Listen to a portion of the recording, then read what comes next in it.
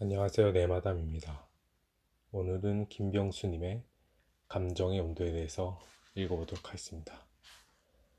그중 결정적 순간 감정이 원하는 곳을 바라보세요에 대해 읽어보도록 하겠습니다. 원체 소심한 데다 누구에게도 싫은 소리를 못하는 성격 때문에 클리닉을 찾아온 30대 여성이 있었습니다.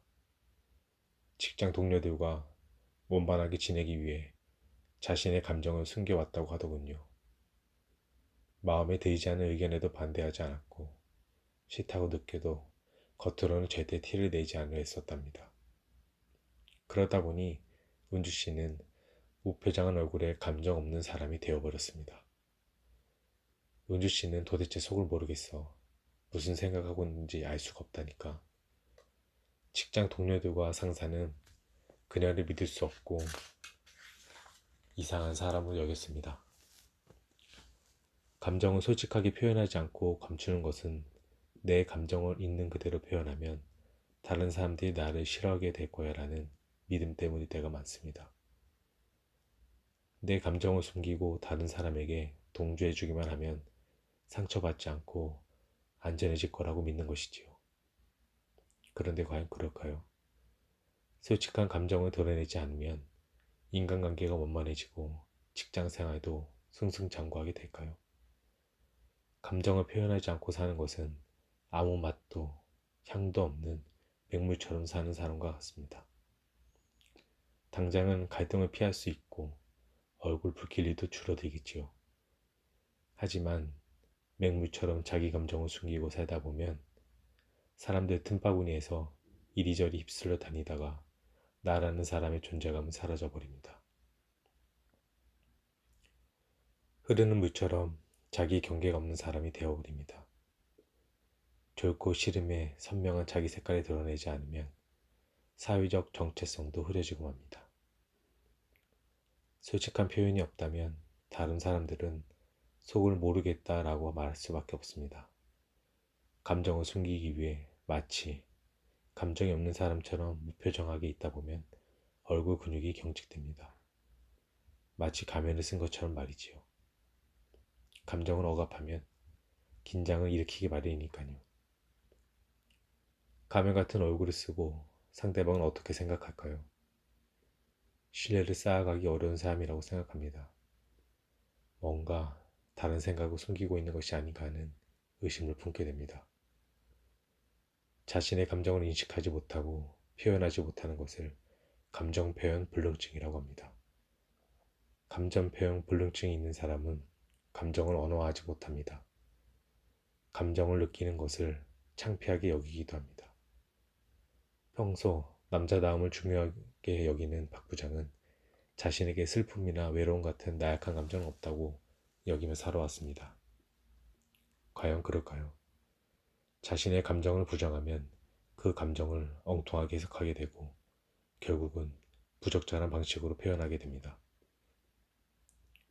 우울감을 느끼면 오늘따라 유난히 술이 당기네라고 생각하고 집에서 외로움을 느끼면 밖에서 돈 버느냐 고생하는 남편한테 이걸 밥상이야라고 차린 거야 하고 아내에게 화를 냅니다.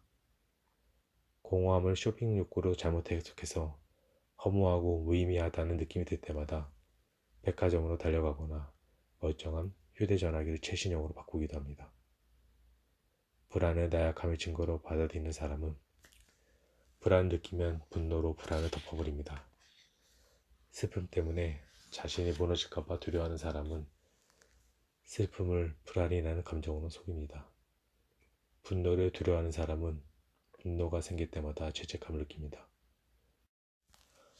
이성적인 사람이 뛰어난 것이고 감정적인 사람은 열등하다거나 미숙하다고 여기는 풍조 속에 살다 보면 감정을 느끼는 것을 창피하게 여기게 됩니다.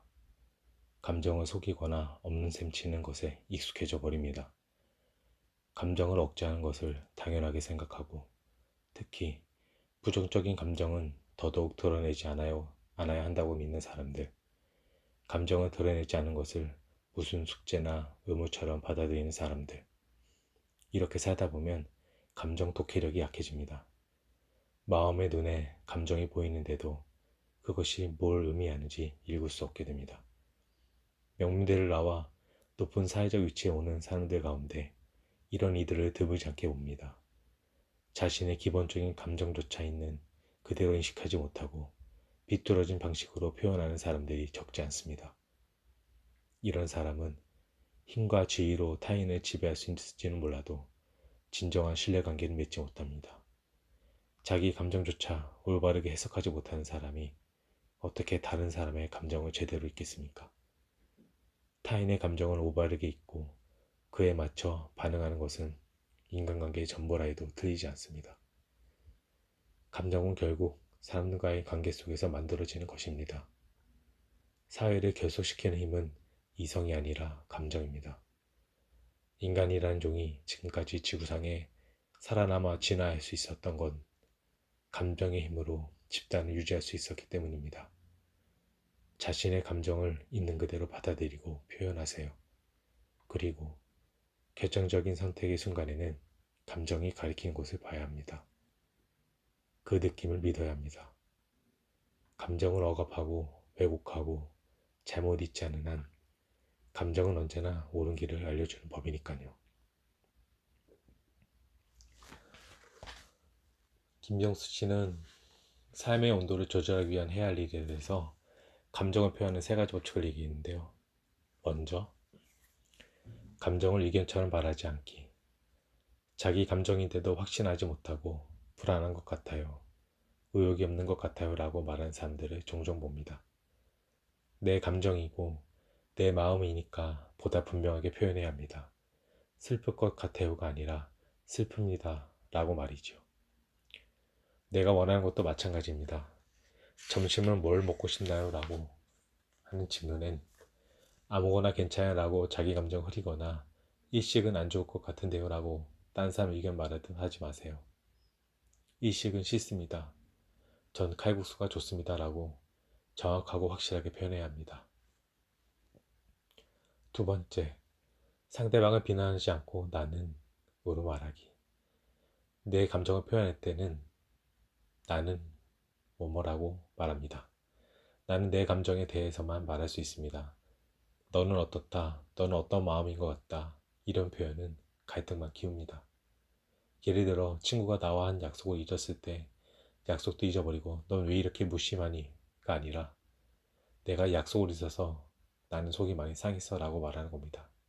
나는 내 마음을 이런 표현을 잘 활용하면 상대방을 비난하지 않고 감정을 솔직하게 표현할 수 있습니다. 세 번째, 분명히 그러나 부드럽게 말하기. 내가 원하는 건 반드시 이루어져야 한다는 듯 그렇게 말하면 상대방은 그것을 공격적으로 받아들이게 됩니다. 내 의견을 받아들일지 아닐지는 그 사람이 결정할 몫이지 내가 강요할 수 있는 게 아닙니다. 내 마음은 이러저러하다고 간단하게 이야기하면 됩니다. 난 오늘 칼국수가 정말 먹고 싶습니다. 칼국수를 먹으면 일식을 먹는 것보다 돈도 아낄 수 있잖아요.